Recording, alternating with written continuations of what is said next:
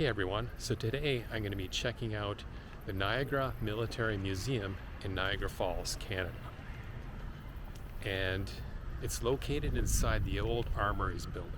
So let's begin our tour.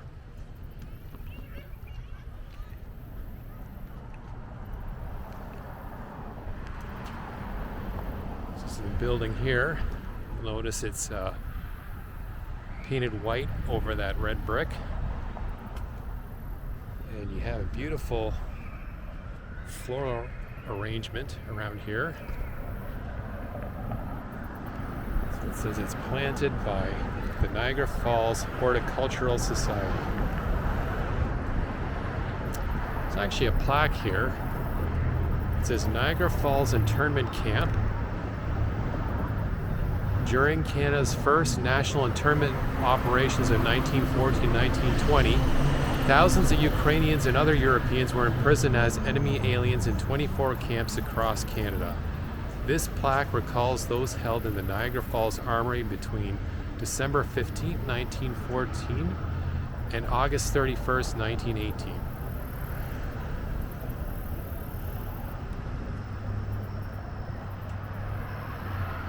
Here we can see some more of the floral arrangements. Nice roses here with a bee that's pollinating right there.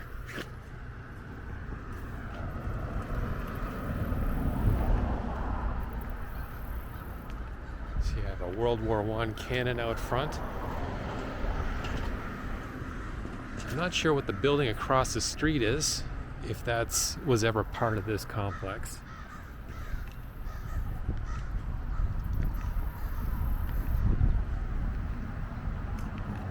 Here we have a nice cutout guard where you can put your face in and take a picture of yourself.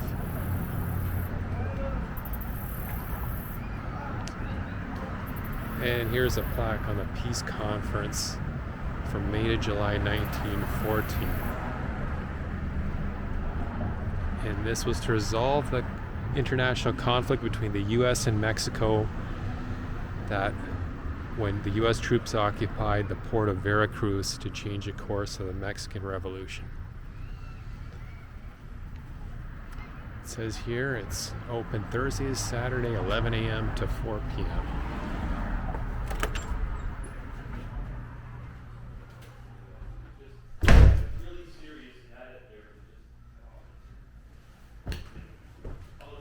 Very nice.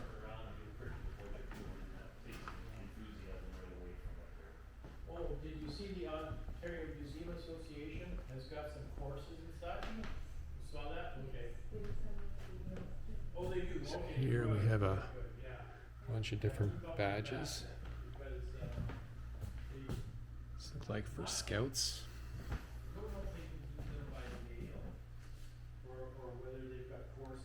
Got your challenge badges.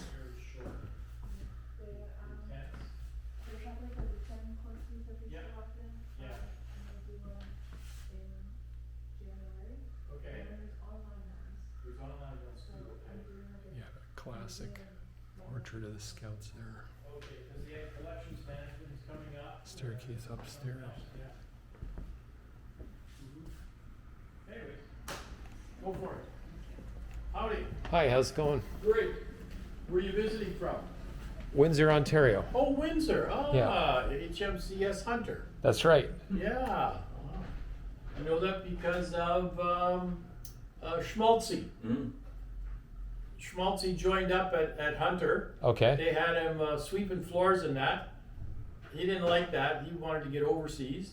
So he went across the river and joined up with the American Merchant Marine.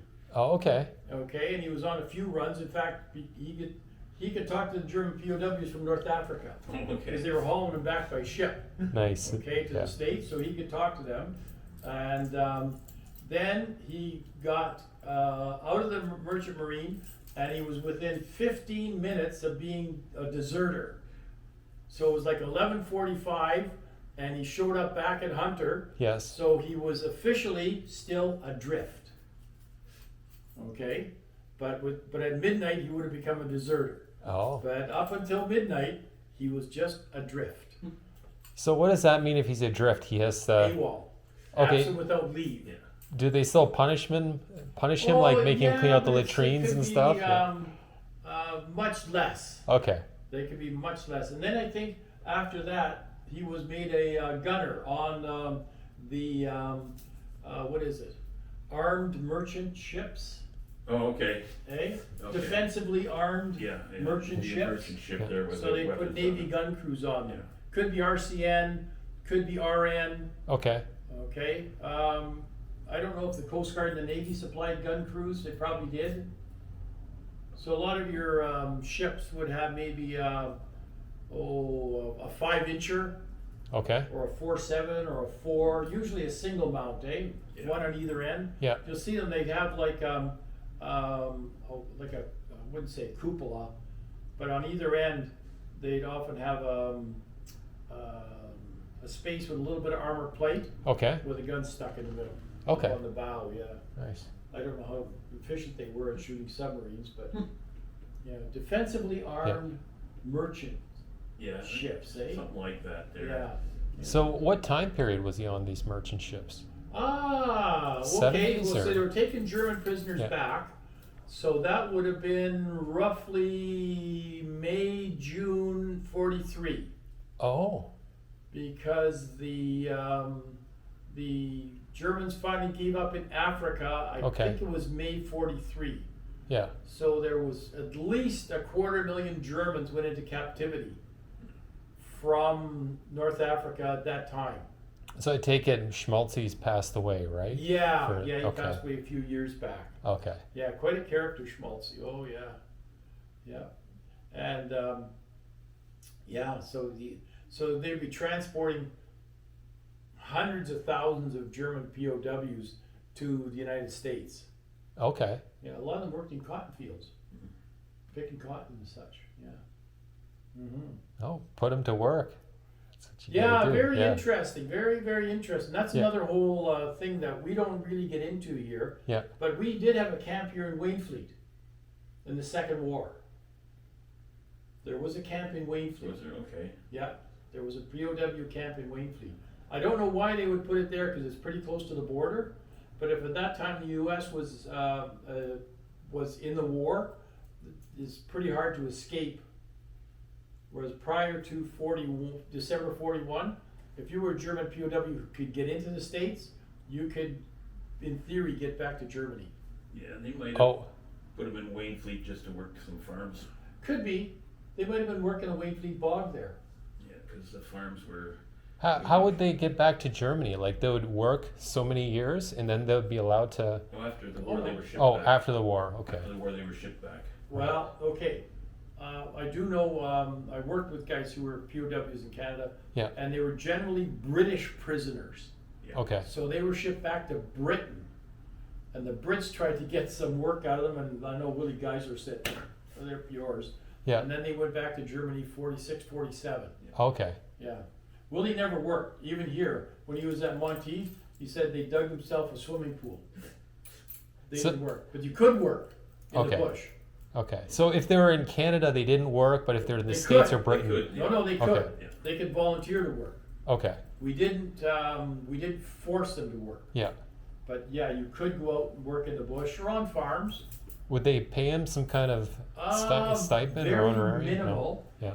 But one enterprising POW and a truck driver in Long Lac, they sold firewood after work. Once they did the quota, Yeah. yeah, they sold firewood after work. Oh yeah. Nice. And then somebody was telling me in the Victoria Hotel in Fort William, there's a couple of Germans POWs drinking beer at the bar, in the beer parlor, right? Well, they're probably out on the farm. Yeah. Yeah. So you Well, a can- lot of the soldiers themselves, the German soldiers, they were just happy to be out of the war. Yeah. Over here, they're being fed and everything properly, being Oh, looked after. That's great. the Yeah. rations were, The officers were the bastards. 'Cause and some of the men too. they were the real strict Nazi and Could everything be. else, Yeah, we hung a few of them. you know, but Yeah. If you want to look into the Battle of Bowmanville. Okay. Have you ever heard of that? No, I haven't.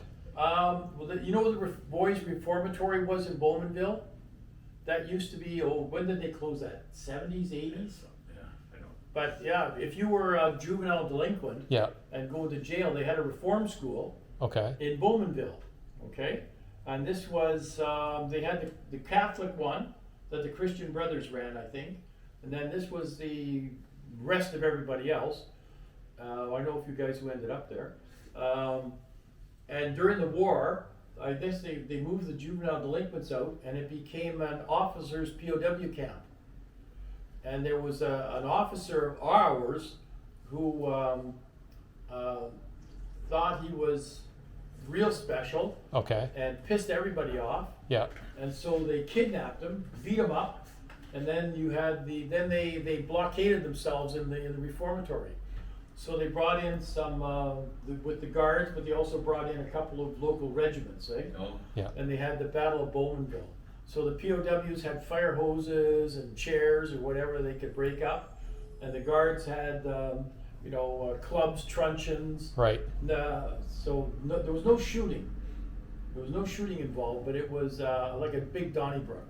So it was a big prison ride, basically. Yeah, big prison riot. yeah. Yeah, but they nobody got shot. Okay. But it was fists and truncheons and stuff like that, eh? So was this something that lasted for just a couple hours and then they gave up, no, or was it a it week it went on long for a couple thing? of days. Okay. They were barricaded in there for a few days. Right. Now, in Germany, they just would have shot them all. You just bring machine guns, stick them through the window, and just start Yeah. shooting everybody, okay? But this one, no, they had a good Donnybrook, real good punch up. Mm-hmm. Well, there's all kinds of interesting stories, yeah. But we Cool, did have yeah. like I see a POW camp here in Wainfleet. Don't know much about it. How There's- far is Wainfleet from from here? Yeah. Oh, hour drive. Okay. Okay. yeah, about there. On Highway 3. All right. You know where Highway 3 goes from like Fort Erie and it heads all the way more or less to Windsor Okay. along the lakeshore? Yeah. It's along Lake Erie pretty well. Yeah.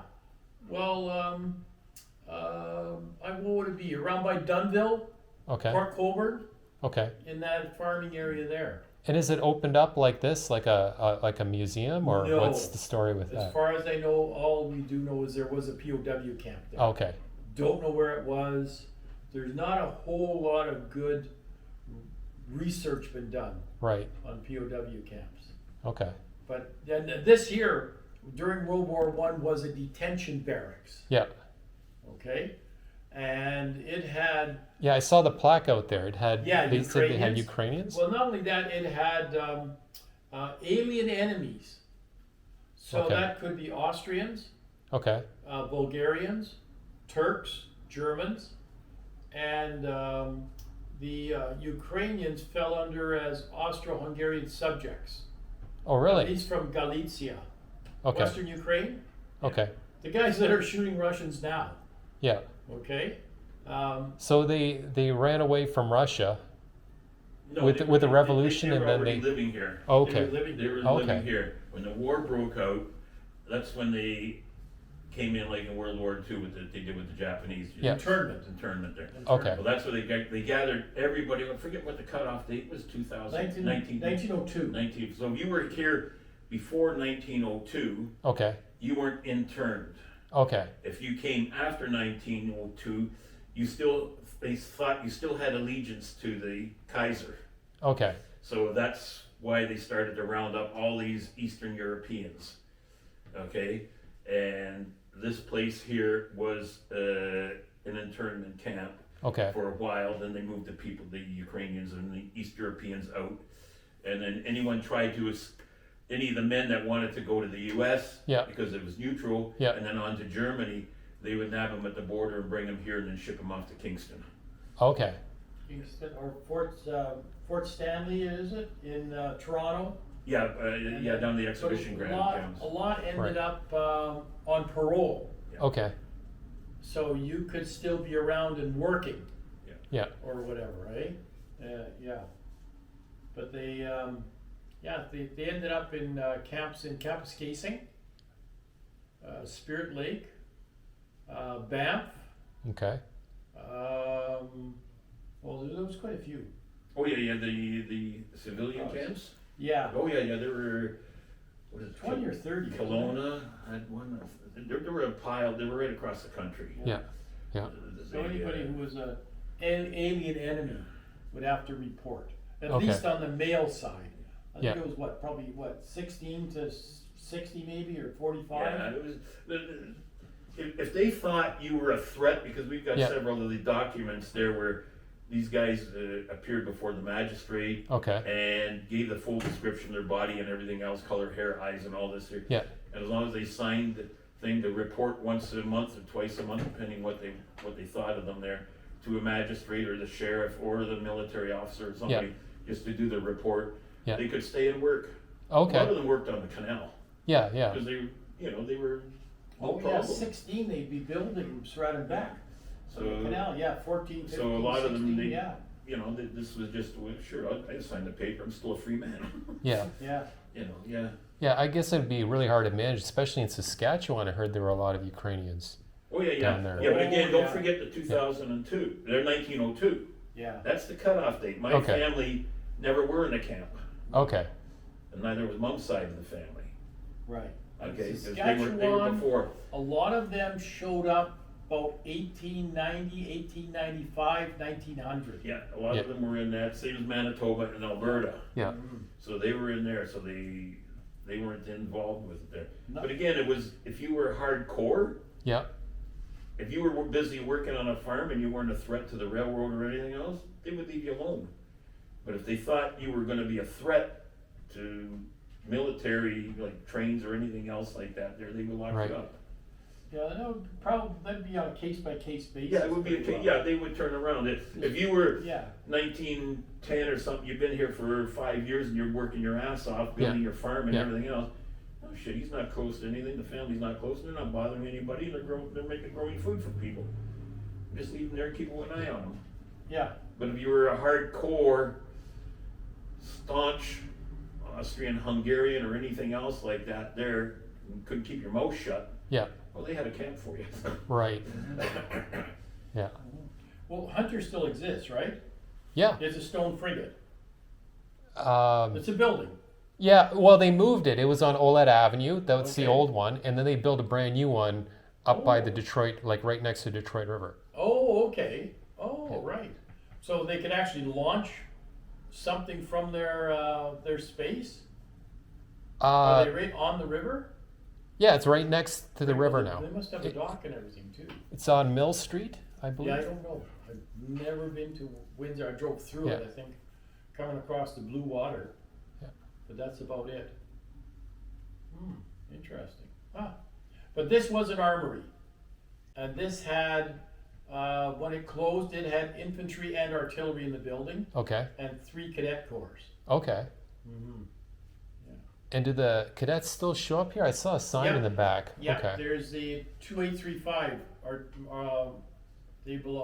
they're affiliated with the 56th Field Regiment Artillery. Okay. They meet upstairs. Okay.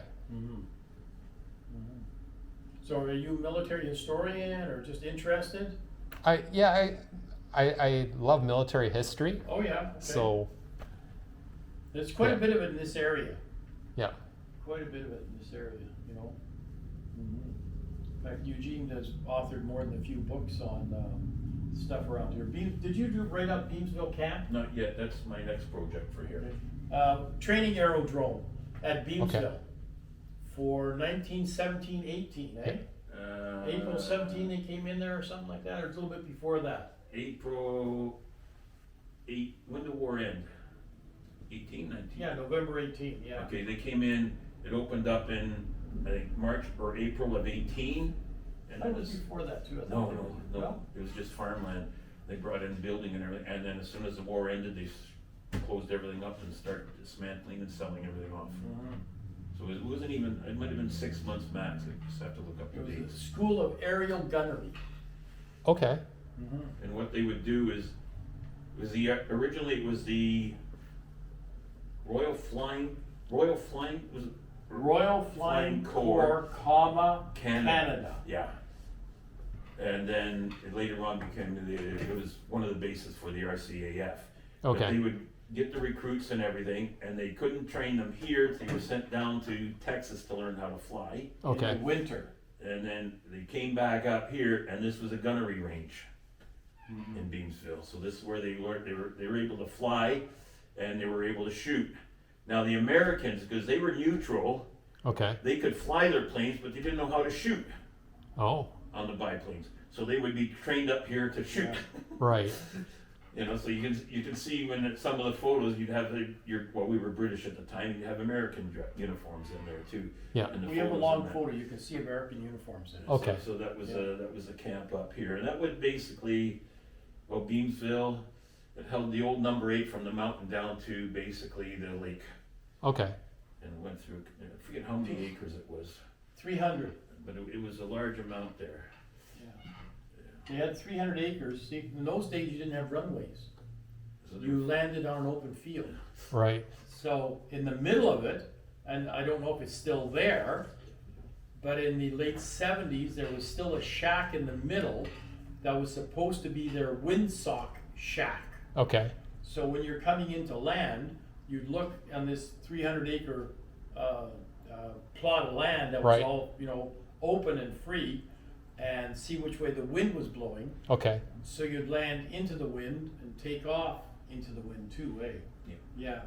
Now there is still an old hangar there. It's Yeah, there's been one. refurbished and everything. It's used Yeah. as an office, It's a- construction company or something. Construct, I thought it was a gardening company. It could be, it's something in there, and Yeah. I know that there, so it's been kept up to date and hmm stored in its facility, the way it looks in that there. Yeah. So it's still there, and there's a plaque outside it there Yeah. that this was a thing there. Mhm. I remember back in the days when we were younger there, and we knew some of the farmers in that area there and hung out with the kids. They'd go in the fields in the springtime, they'd be just disking the fields or plowing them, they'd be catching up on tires and that there because the frost was bringing everything up. Oh, from crashes. Yeah, Yeah. they'd be buried in the parts of the plains would be buried, but eventually frost keeps Pushing it up, yeah. pushing it up, and they'd go over with their tractor and grab something to go back and throw a bloody wheel part out or Yeah. Yeah. throw that all out there, yeah. Interesting. Yeah. Nice. Anyways, this is a historic building. Okay. Okay. Yeah. And it went up in 1911. It is a mini fortress. Yeah. Okay. It's Looks like meant it, to yeah. be defended, Okay. and it's here to guard the frontier Right. because that's the land of traitors and terrorists. Okay. Who Yeah. they rebelled against their king. Yeah. They're That's right. traitors at the very least. Yeah. Okay, and a lot of them were terrorists too at the same time, yeah. So the people who came here as refugees, their descendants wanted this built Right. because we were still the empire Well, and you they look- weren't. Jim said this whole area, you had the War of 1812, which you're Yeah. familiar with, the Mackenzie Rebellion.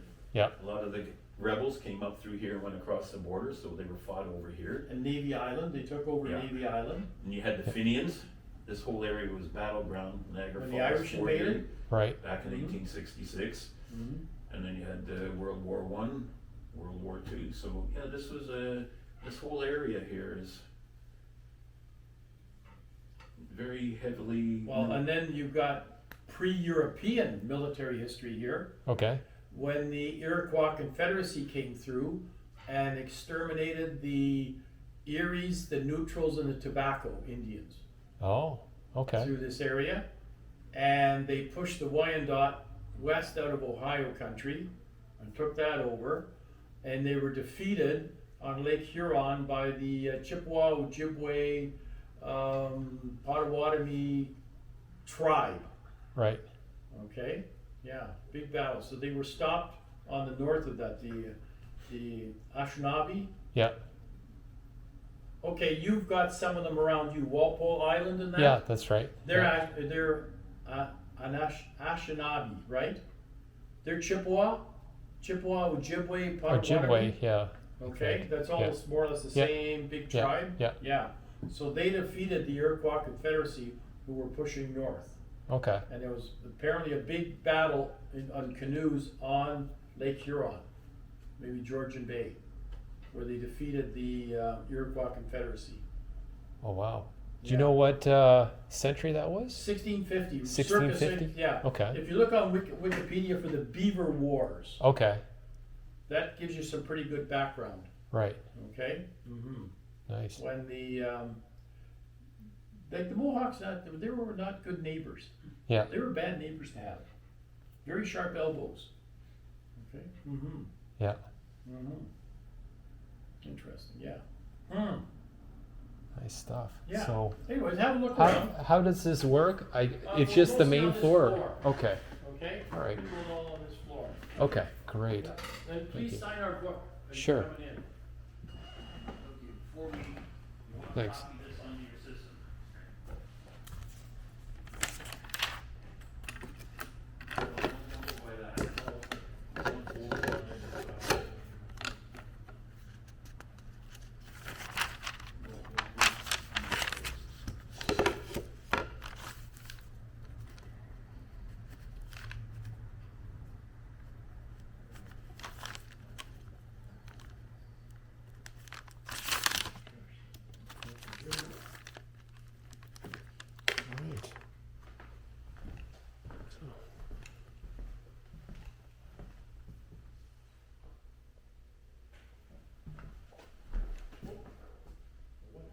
All right. Niagara in the Afghanistan mission.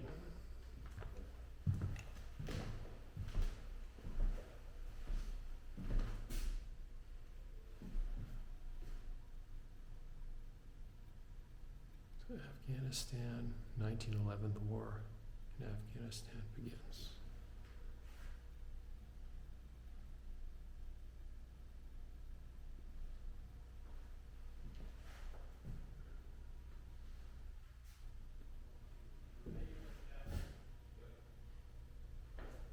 There's a section for the remembrance.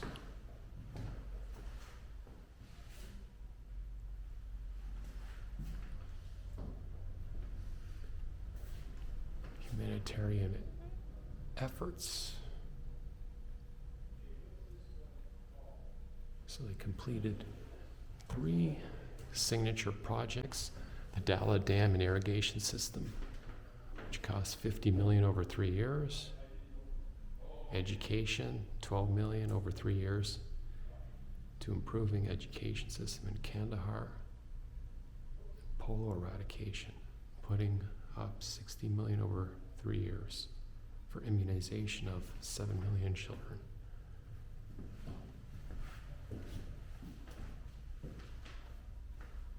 Yeah. So Kabul has a population of 40 million.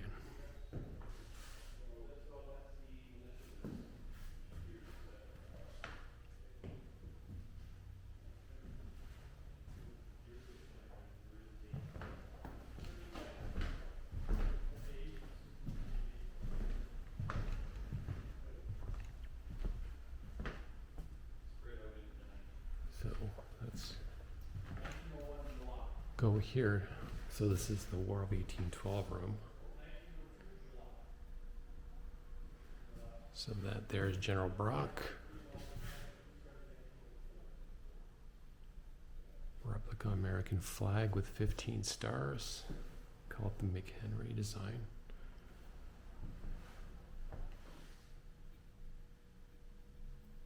Queenston Heights and Brock's Monument.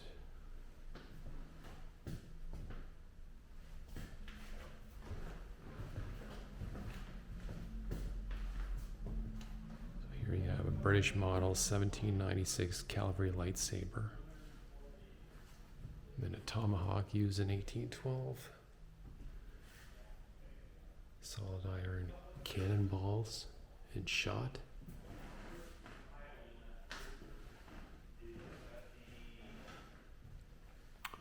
So this is about the fortifications at York, which is modern day Toronto.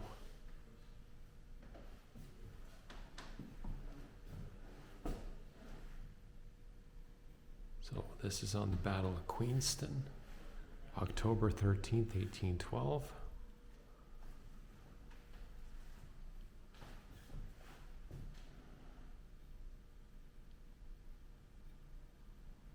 So this is a grenadier's uniform from the American Revolutionary War, 1775 to 1783. soldier uniforms.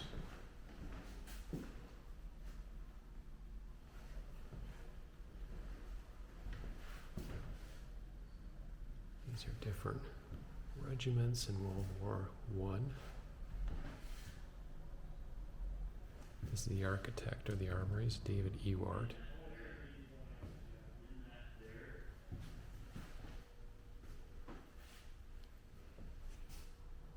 There's a picture on the Battle of Ridgeway.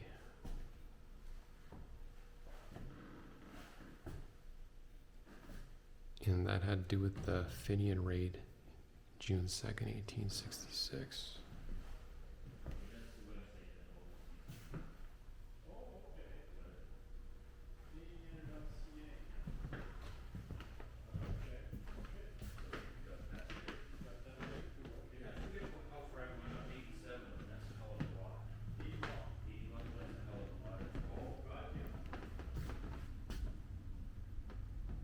I wonder what this is.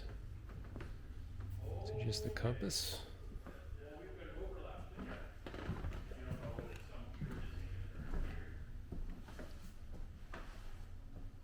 Here are some battleships. HMCS Haida. HMCS St. Catharines. This is the Corvette K-238 Woodstock.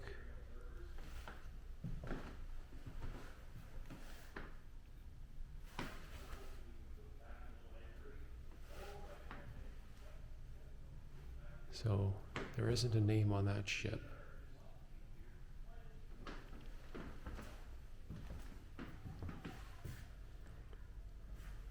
Here are the different plaques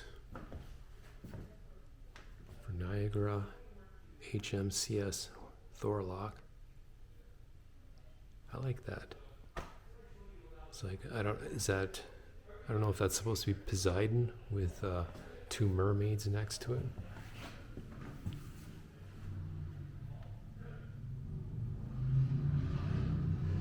Captain's hats and badges.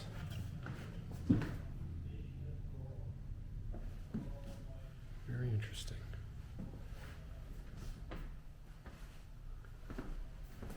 So we have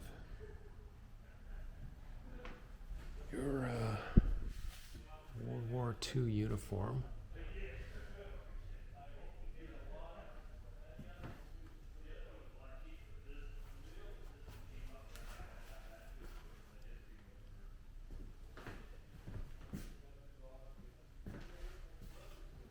So this is the Canadian Navy rank and trade badges. Here.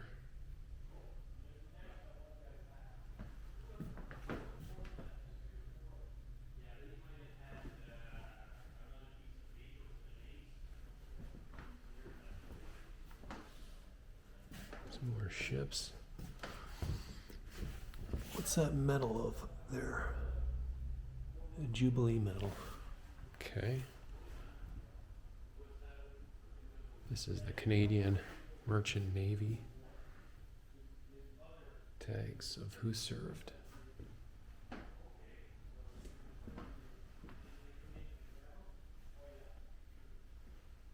Different ships. HMS Nelson.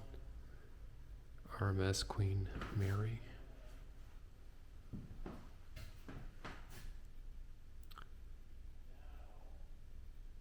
And this is for Dr. Bergman, who was a veteran of World War II.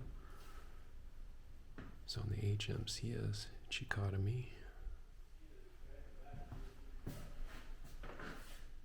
Really cool bell from the ship.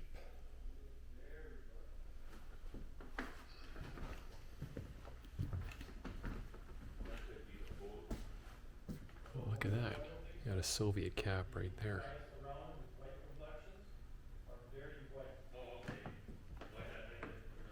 Another Soviet cap. Guess someone donated a whole collection of them.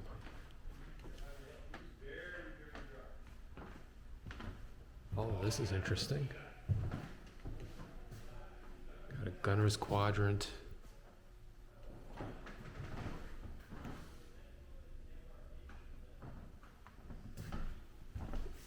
Not sure what flintlock that is there, or if it's just some kind of training rifle.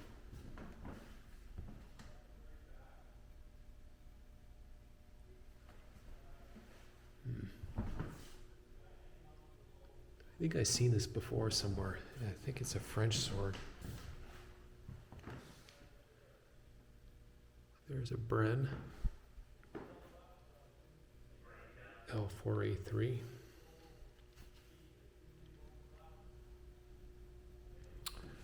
Here's different swords.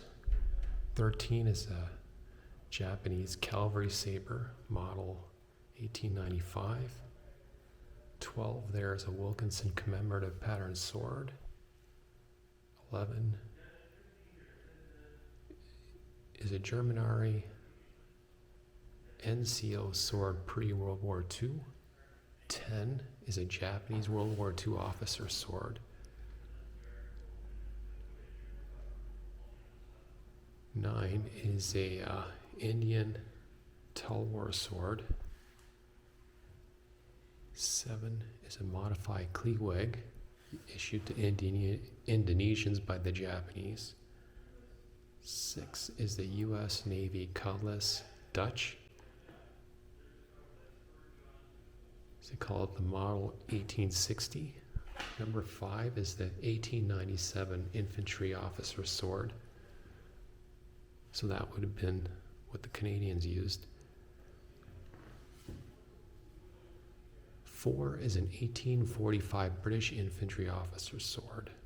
3 is an 1875 British cavalry sword.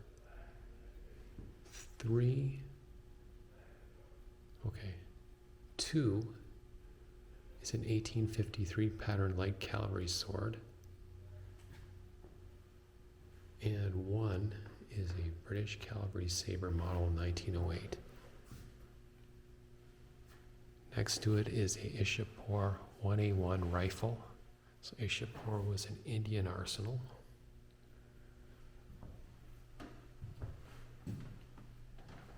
So here we have a Mauser Schnellfire. So interesting is they modified it so it could go full auto. And then you can also store that pistol inside the wood stock. So you have a nice 50 BMG case. So what do we have here? Mauser model 1871. This one here. That's a Martini Henry. Number 4.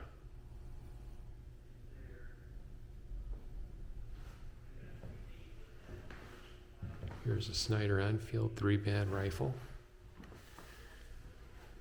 Snyder Enfield Cadet carbine. Yeah, these are pretty cool. See here, Confederate pattern 1853.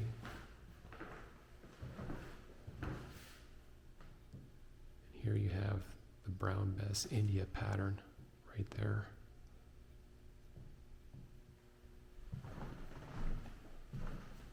Oh, here you have a World War II Sumi Model 31.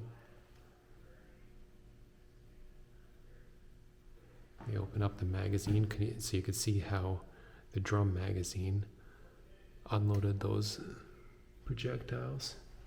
This here is a Sten Mark V.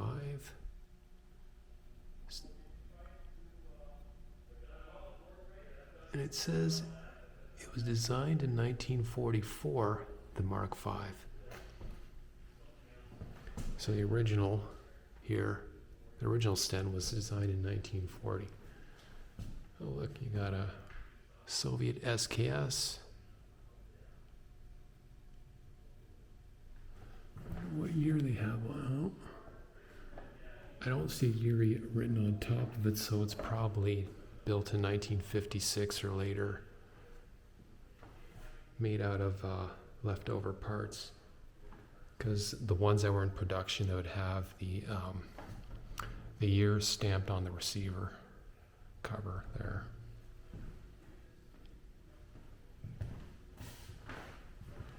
Oh, Berther Model 1892, used by the French here. So yeah, a Mosin bayonet. That's a US. Yes, that's a Garand bayonet. It's a K98 bayonet. And this is a Soviet one. Actually, I haven't seen this style. That's a pretty rare style of the Soviet bayonets. So here we have a nice collection of Ross bayonets. And I think this one was modified into a hunting knife. So they took out the bayonet lug button, you just grinded it out, and you resold it as hunting knives. This is the 1944 Jungle Carbine, shortened Lee Enfield, and then they have the flash suppressor there.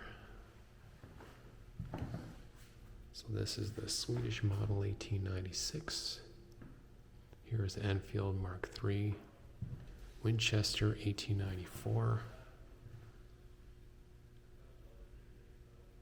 I think these were just sporting rifles there. This was the World War I issued rifle to the British. So these are just training rifles.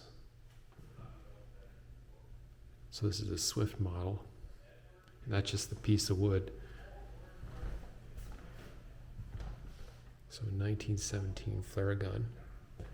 This is really nice, the brass Webley flare gun. This is a line throwing gun here.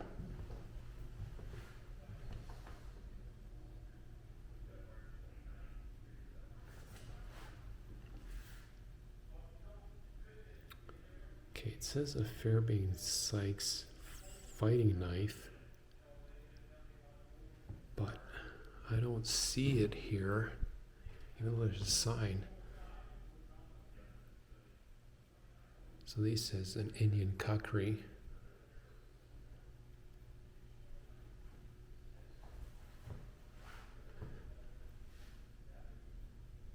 So these, I believe they're cavalry swords.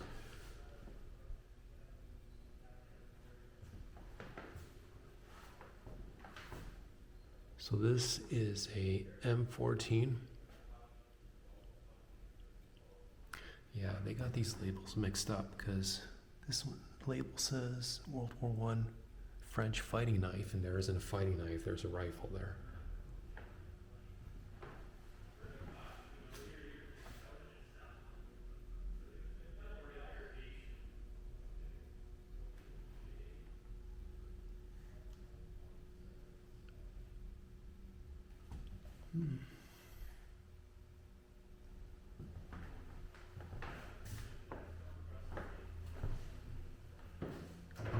So very interesting collection here. So what do we got in this room? Okay, jerry cans. I believe that's a World War I uniform.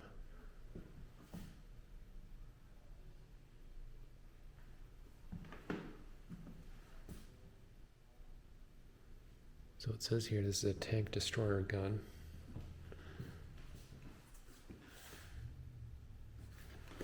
So that's the pieces for it. I guess for safety reasons they took it out, or they took it apart.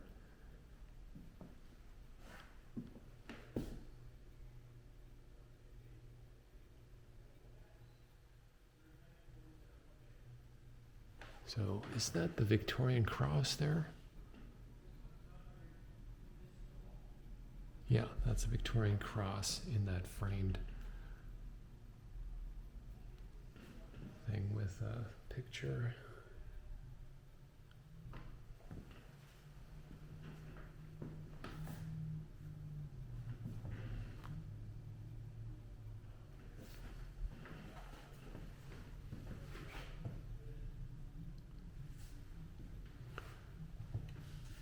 So this is a major's uniform from the 57th Regiment of the Royal Canadian Artillery.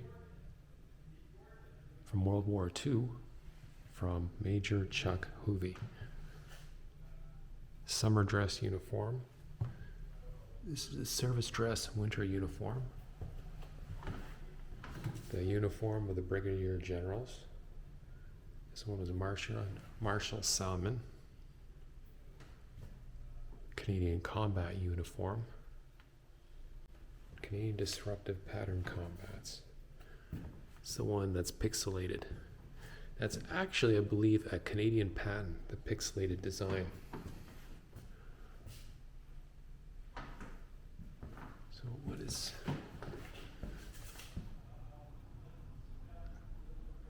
It's 105 millimeter howitzer.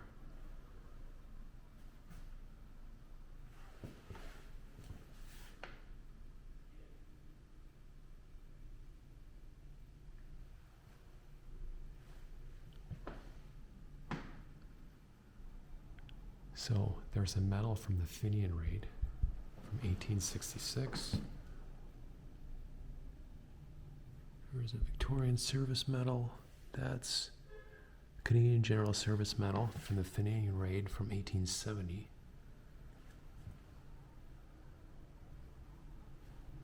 Let's add more shells here.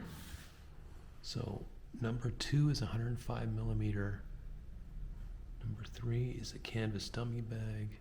Number 4 is 105 millimeter projectile. Number 6 is 105 millimeter howitzer.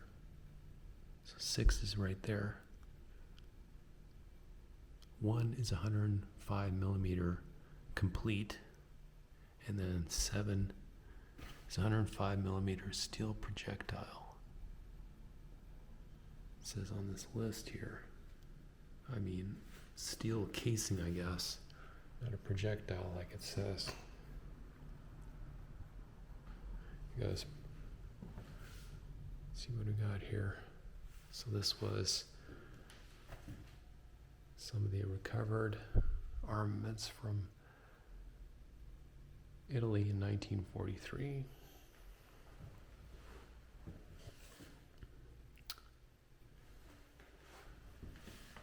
This, some artillery ammunition from World War I. Number 1 is a French 75 millimeter casing. Number 2, a German casing. Number 3 is a PDR German. Number 4 is a 4.5 inch projectile dated 1918 with a C-Broad arrow. So this is C-Broad arrow is Canadian. 5 is a World War II quick firing Mark II projectile, and 6 is 105 millimeter British artillery projectile. So here we have a bunch of different fuses. Number 1 is an 18-pounder projectile. Number 2 is a 12-pounder projectile. Number 3 is an 18 PDR contact fuse. Number 4 is a German fuse. Number 5 is a World War I German fuse. Number 6 is a World War I German fuse. No, that's number 6 is a World War I British fuse. Contact time 22 seconds, it says. Number 7 is a 13-pounder projectile. And number 8 is a 13-pounder Mark II projectile with the broad arrow, so it's Canadian. And there is an 18-pound nose cap. Here's a diagram of what's on there. It's World War I field artillery ammunition. Number 1 is an 18-pounder casing. Number 2 is an 18-pounder casing, VSM stand. Number 3 is an 18-pound projectile. Number 4 is an 18-pounder projectile. Number 5, 18-pounder projectile. Number 6, 7, and 8 are 18-pounder projectiles too. So this is the uniform of Lieutenant Colonel A.E. Page, RCA.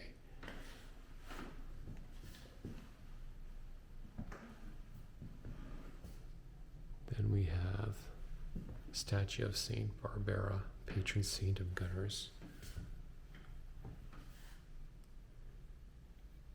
And here we have some really old grape shot and cannonballs.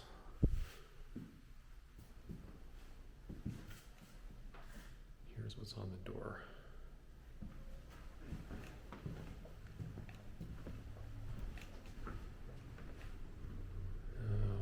I don't know, is this closed? It says 101 here. No, that's looks like storage.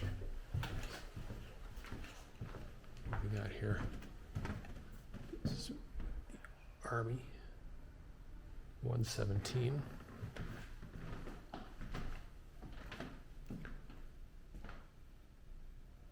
So here is a World War II radio, number 48, American made for the British. Short range, 10 miles, waterproof for landing beach operations. You have some interesting plaques here. More of the pixelated uniforms. So we have a collection of grenades. You have the Mills bombs used by Canadians. And then you have the German stick grenade. And right next to it is a Dutch grenade. And you have different ammo boxes.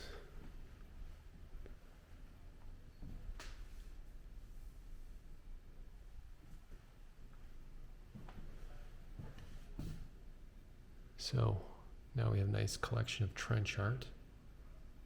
Just stuff picked up off the battlefield and turned into artwork.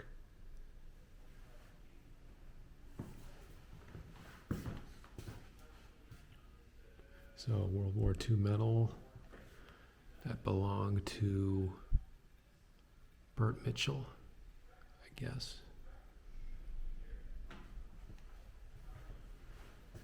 The Airborne Creed, right here. What manner of men are those who wear the maroon beret? Now that's the Sykes-Fairbairn bayonet. That looks like a reproduction. I think that's it, which was missing from the other room. And then you have the Mills bomb behind it, which is a World War II grenade, World War I and World War II, used by British. So here you have a nice collection of radios.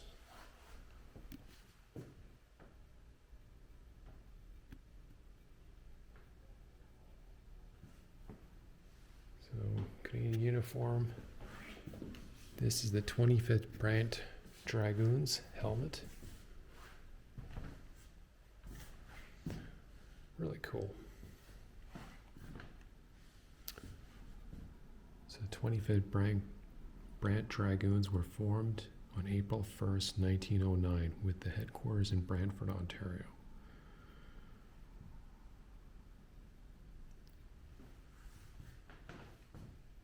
So that's World War I, but there's not a lot of details in it. And then you have the Enfield Mark III bayonet for it. Wow, that's nasty. To have to go through that in World War I.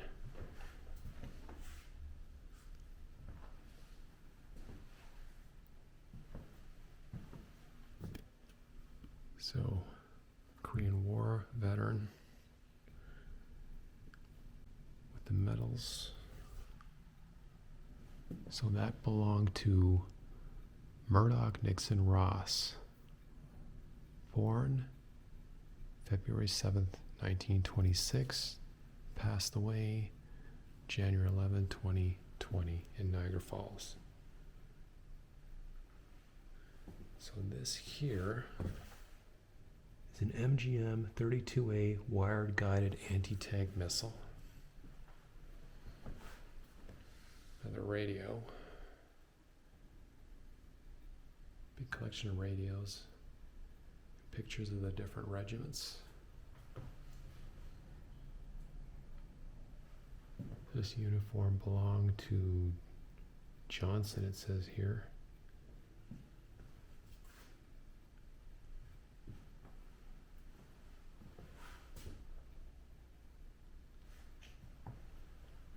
Oh, and they have the British toy soldiers. They're manufactured between,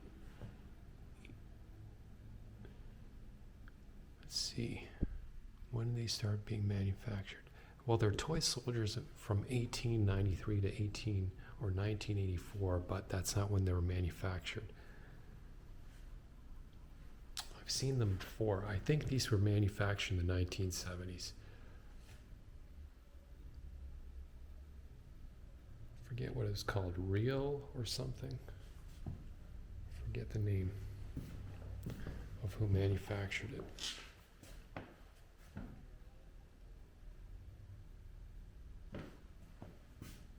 So some more memorabilia from World War I.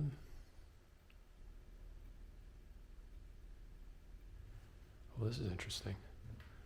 So a drop of mustard gas has been placed on the front of the arm, left picture, and removed by a solvent. Having been done carelessly, it trickled down the arm and produced a burn as shown. Mustard gas smeared on both forearms. Ooh, that's nasty. Okay. All right, we have a collection of gas masks. A Soviet gas mask, a civilian gas mask. And I think that's called a GP5 Soviet gas mask. There's GP5. Rubber is disintegrated on it. So this is a World War II gas mask used by the Canadians right there. And that would be the World War I gas mask that we used. And this is an early World War II gas mask. This is a British issued gas mask. And then a German gas mask over here for World War II. But that's a civilian one. So different outer shell helmets. Okay.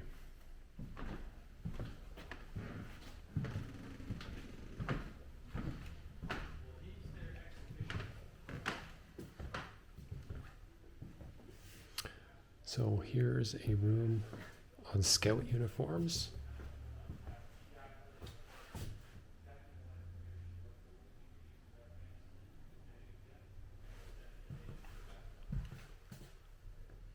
So I forget what female scouters were called. Were they just called scouters? Because I know the younger ones were called brownies, I think, right? For women.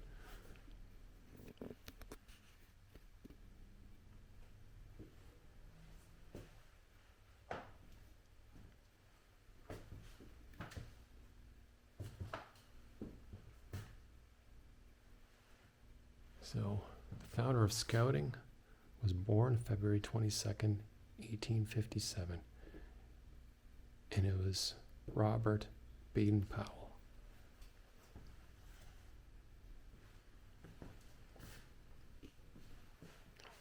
So we have some interesting accoutrements right here. And different uniforms over here from Boy Scouts. Let's see if we can get some more pictures of this. Nice. Okay.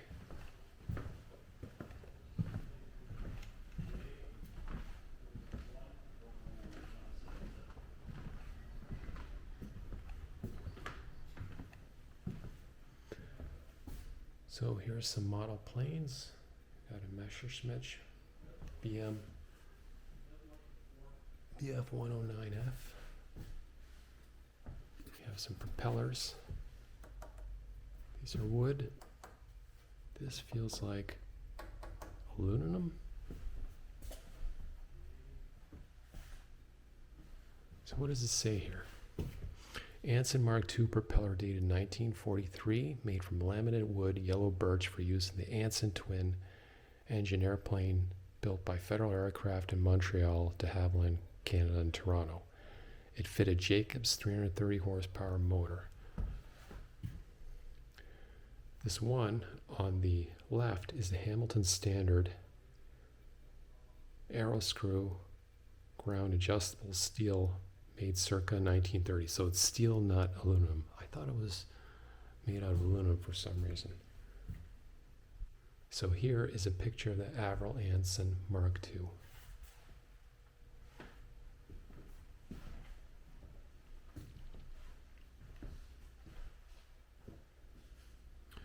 Oh, here's a model of the Avril Arrow.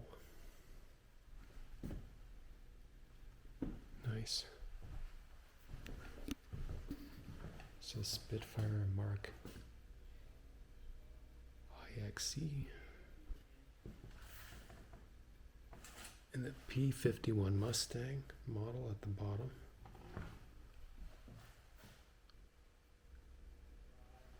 Look at this.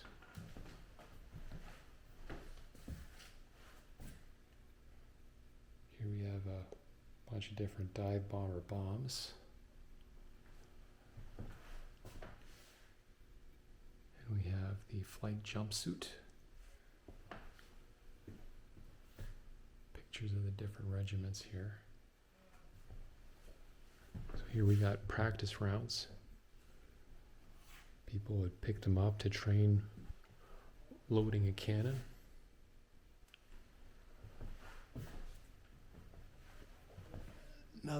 This is the Bofors training round with the, that's silver with the red stripe. 3.7-inch anti-aircraft projectile there. Another RCAF uniforms. Models of different bombers here.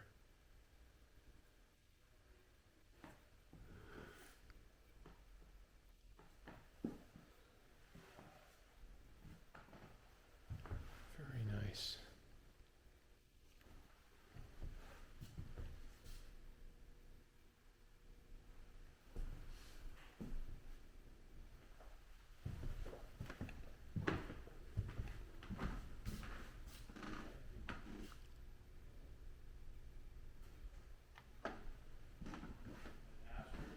So this one is Black Military History of Niagara.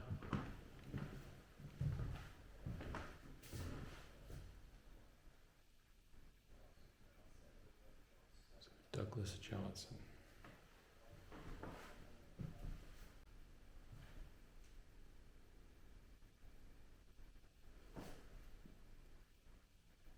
So James Grant, first Black Canadian to be awarded the Military Medal in World War I. John Bright was the second Black Canadian to be awarded the Military Medal in World War I. That's him there. Commemorative on the Brown family.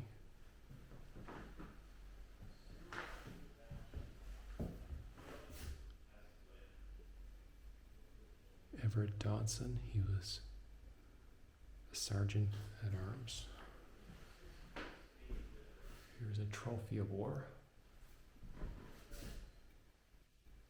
This was collected by Lance Sergeant Everett Dawson, the 102nd Battery.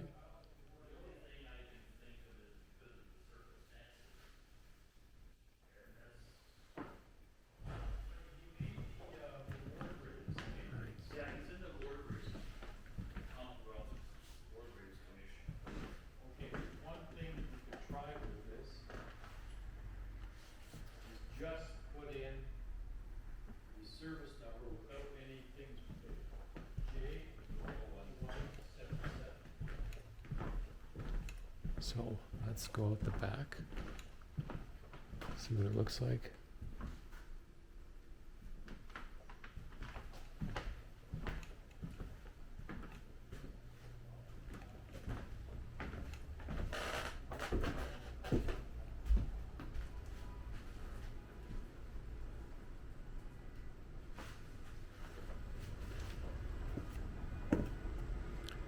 There's a parking lot for it.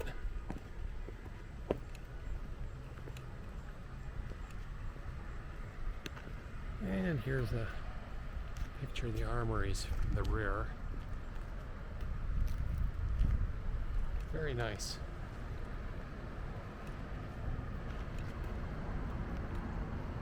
You know, come to think of it, I think that building was a schoolhouse there.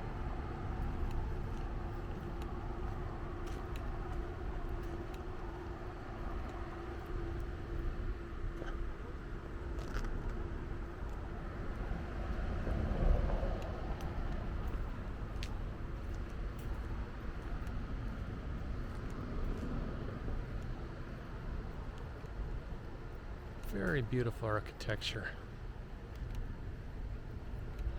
A lot of the armories in Ontario look like that. Have that kind of castle fortification style pattern. Another view of the cannon here.